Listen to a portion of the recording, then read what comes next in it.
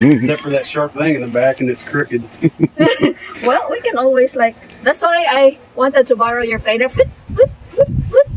Yeah, that'll happen later, not now. Marilyn, Mom. Hi, Mom. Happy birthday to you. Happy birthday to you. Happy birthday, dear Mom. 1 second. Happy birthday to you. How young are you? Oh my gosh. Did you have a good time on your birthday? I'm sorry? Did you have a good time on your birthday? Yeah, it was a quiet day, just like I wanted it to be. So, Oh, okay. yeah. And I just told Corey that the flowers are wonderful. Aww. I've never seen anything like that before. Oh, yeah. I delivered them, said, that's the cutest one I've delivered. What's that? The cutest one she's delivered. Oh. Well, I'm glad. We're glad you like it. Yeah, I've never seen anything like that. It's incredible. Oh, well, that's good to know. Yeah, when we look at it, I said, Corey, this is so nice. And I hope this will put a smile on her face. Well, it did, and I certainly appreciate it. Oh, thank you. So, ito yung flower cake na binigay namin sa biyanan ko. And I'm glad she liked it. So, we.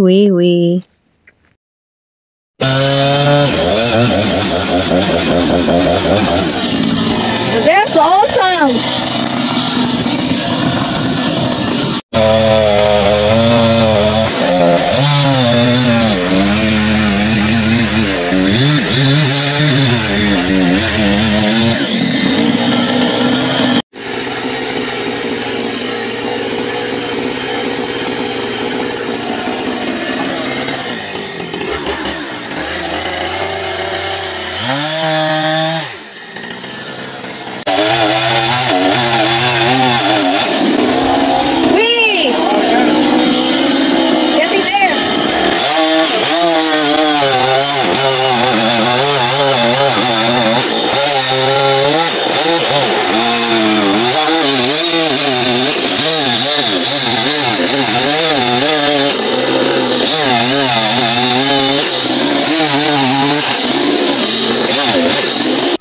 You're the man! Wow. How do you do that?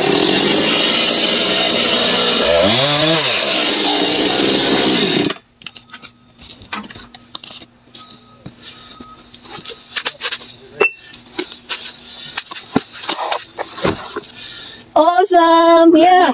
We can just put it there because we're going to... No, it's okay. We can just leave it here because we're going to use that later for... We have a fire pit, remember? Yeah, but we've got all the wood down there. So what? You can take that. I don't want to move that thing around. that'll be for you. So, right? That'll last. That would work. But told me what? That this is good. So this is like 1 year, 2, 3, 4, 5. The bark's coming. You can get this. 6, 7, 8, 9, 10, 20, 30. Look, $1,000,000 hair. 40. 50, 60, 70, 80, 90. Oh, almost 100 years old. Could be. It was, What do you say, Mr. Scientist? Huh? What can you say? It'd be easier to take a picture of it and then count. just count them afterwards. Spread it open. Yeah. 80, It's nice. 83. Hi guys, ito po si Marilyn, yung friendly Filipina carpenter here in America. Tapos yan po guys, yung mama na yan ang napakabait naming carpenter. Pinakuha ko siya kasi gusto ko may remembrance sa mga kahoy na naputol namin. Yun nga, these trees are like, I think almost 100 years old. Tapos pinutol syempre kasi magano kami ng bahay, tatayo kami ng bahay. Tapos, may na-idea ako, sabi ko, kaysa itapon itong mga kahoy na ito, sayang, 100 years old na. So, gagawin ko siyang abangan. Tingnan natin kung anong magagawa nila from these trunks para man may remembrance, diba? The queen will sit down. It's already running. Is that yours? Huh? That one? I'm My afraid chair. this would fall on me. I'll throw it like a throne. King.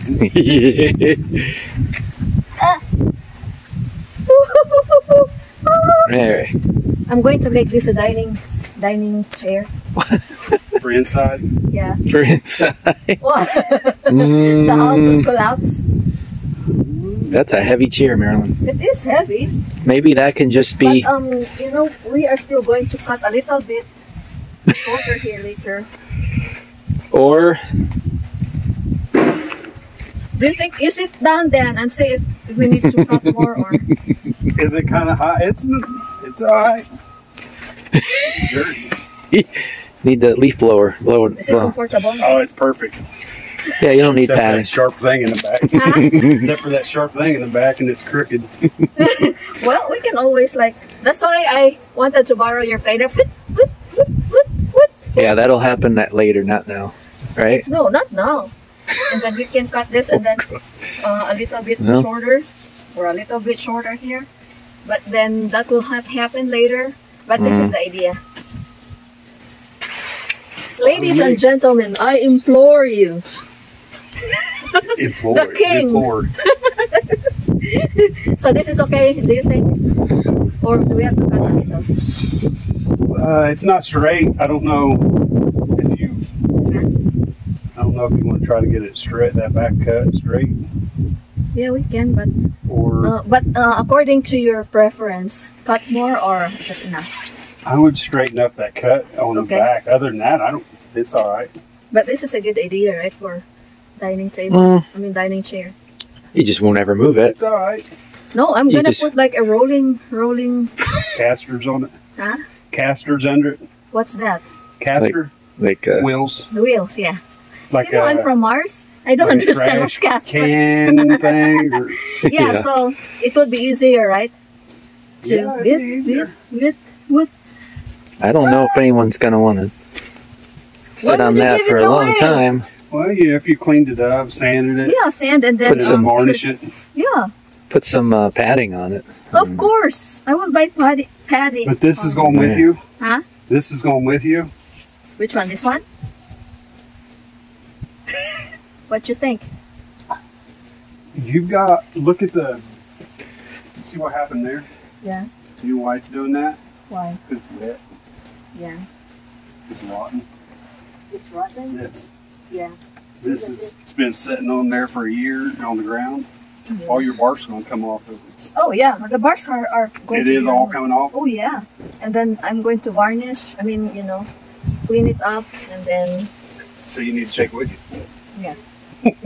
So am I stop recording? Am I still recording? Yeah, you can start. It's getting cold. Me. So Oh, I can't. that's the Here. idea. I have Yeah. gloves, so Huh? gloves. So I can't do it. Oh man. That's my husband always complaining. No, we cannot take that now. Like, see how creative I am. Yeah, So you this don't is- have to pick it up. Because I'm the only one that's like, okay, can you guys please carry this or what? So yun na nga guys, wala silang magagawa at they have to follow my instruction, pero naawa ako sa kanila kasi yung mga trunks na yan, I think kada isa is 150 pounds. Kahit na kanilang bubuhatin, hindi talaga nila makaya. Kaya yun, pinaligid-ligid na lang nila papunta doon sa trailer. Oh, poor Dan. You okay, Dan? Let me readjust real quick. Alright, I'm good. Wow.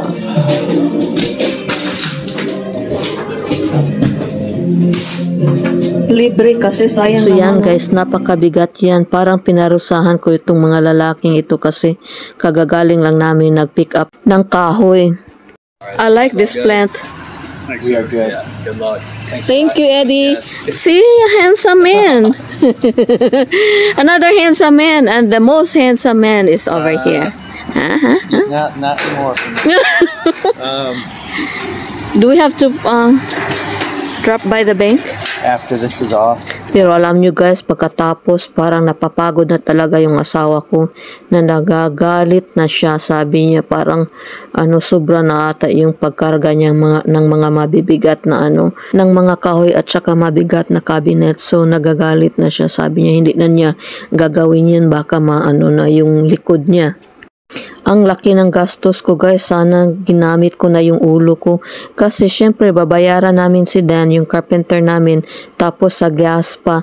Tapos yes, libre yung cabinet.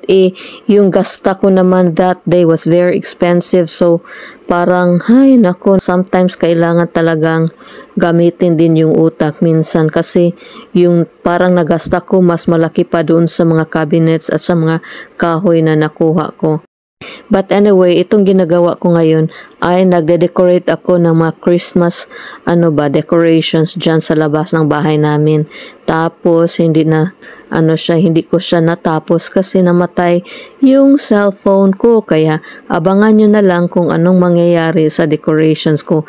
Ipapakita ko sa inyo later on my following videos. So, coming up, reveal sa aking Christmas decor. So, sana magustuhan nyo. Thank you very much for watching.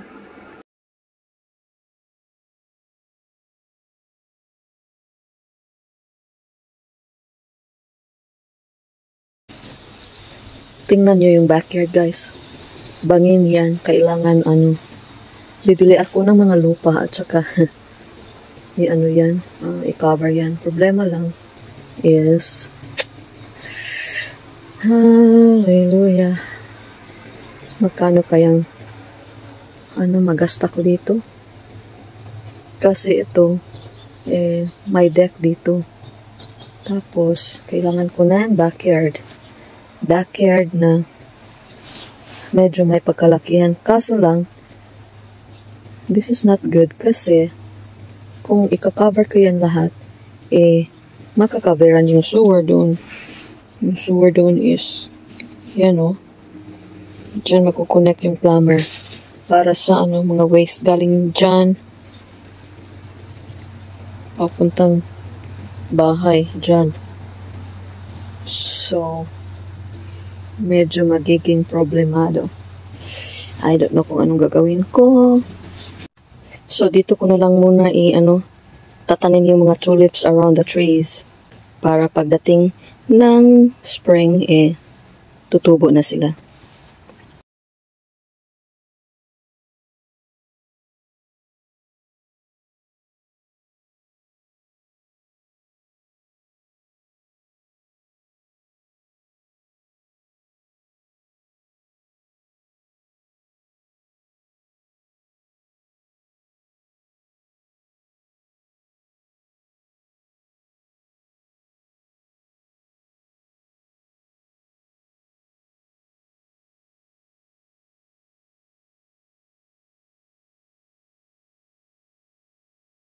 Yan, nakayaka na si Carpentera kasi alam nyo guys, may back injury ako sa kakarpentera nakin dito sa Amerika. Nag-herniated disc ako. Naoperahan ako sa likod guys years ago.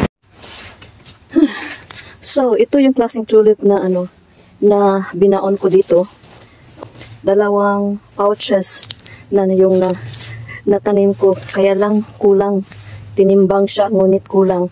Kaya gusto ko sana uniform na may pagka-orange, may pagka-pink, yung ganun ba. Kaya lang, dalawa na yung ko na itanim ko, kulang pa rin. So, gagamitan ko na lang ng ganito na color na tulips. So, tapos na siya dyan, sa front. Yan, sa front. So, siguro ito, sa likod ko na lang ito gagamitin or itatanim. So, I'm excited for springtime kasi na ito mag-sprout na sila sa springtime. So, ipalibot ko siya sa isang tree para naman hindi maging lonely yung tree, diba? Buti na lang, medyo maulan the past few days. So, hindi masyadong napakatigas ng lupain. Kaya, ito na. Magtanim na tayo. Medyo matigas pa rin. Ito po this is how it looks like, yung bulbs ng tulips or bulb ng tulips.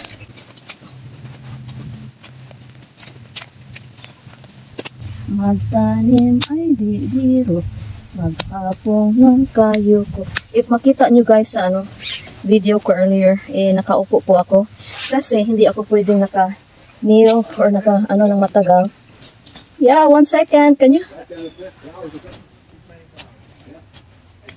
It's probably the wrong time though. You might dig it up. Right, they still got some digging to do. Maybe not right there. Sabi ng kapitbahay, parang maling mali yung ano, timing niya na pagtatanim. Kasi, ano ito, roots. Kasi baka ano, bubuldosin pa ito. Paano yung mga bubuldos eh? Merong ano, merong, what do you call this one? Merong kahoy. So,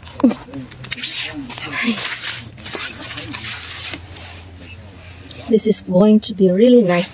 Sabi sa instruction of 5 inches, 1 inch lang yung na-dig ko. Paano? Kasi mahirap maghirap magtanim, maghirap i-dig. Ayan. Yung neighbor namin guys hiningan ko ng isang pail. Ano ba yung pail sa Tagalog? Basta pail. I-research nyo na lang. Hirap talaga mag-Tagalog. Isang pail ng tubig. Kasi, kasalanan niya. Bakit pa kasi siya pumunta? Nakikipag-usap sa asawa ko, di? Hiningan ko siya ng isang tabo na tubig. Para kasi nakalimutan namin magdala ng tubig. So, yun. Ewan ko kung parang bibigyan ata niya ako. Itong asawa ko guys, napakahiyain talaga. Ayaw niyang humingi ng tubig. Ayaw niyang humingi ng tubig. Nahihiya siya. Ba't ka naman mahihiya kung, di ba, honest yung paghingi mo. So, yun. Okay. Next time. You can always come next time too. Yeah. So, I'm gonna come tomorrow and watch them pour, Yeah, if they're gonna come, it's gonna be raining, so I don't know. I may just remember them saying. Sabi ng asawa ko, kailangan na namin umalis kasi may Bible study pa siya. Kasi naman, sabi ko sa kanya, ako na pupunta dito, bakit ka pa sasama? Tapos sabi niya, it's not safe. Yan, ganun ako ka-love ng asawa ko, guys. Ano ba yan? Sinasamahan talaga niya ako when it comes to driving, yung mga ganun. Especially nung nag-away kami, nag-drive ako mag-isa tapos nawala ako. So from then on, hindi na niya ako pinapa-drive na ako lang mag-isa. Unless kung malapit lang, labas lang sa neighborhood namin doon sa bahay namin. So yun. Tapos sinabi ko sa kanya, tulungan mo ako magkalkal. Hindi siya pwedeng magkalkal kasi naka-dress up na siya para Bible study. Kaya diretso na kasi siya sa Bible study. Madudumihan na naman siya. So, hindi siya pwedeng magkalkal. Yan.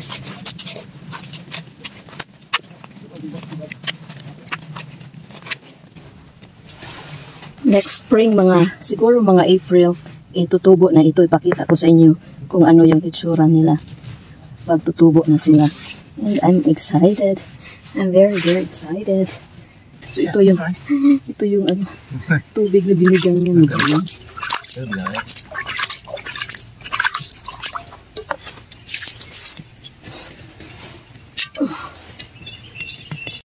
So yan. Sa spring, mapupuno na yan ng tulips surrounding that tree. Tapos bukas, babalik ako dito at ito na naman yung tatamnan ko. Siguro yan. Tapos dyan. Tapos last is doon. Yung kahoy na yun. So, I'm happy. And probably, pag ma-graded na ito, kasi ano pa ito, iispaltuhin pa ito, ang magtatanim na ako, magsisimula na ako magtanim ng mga bulaklak. So, stay tuned. I'm excited. Sawa ko.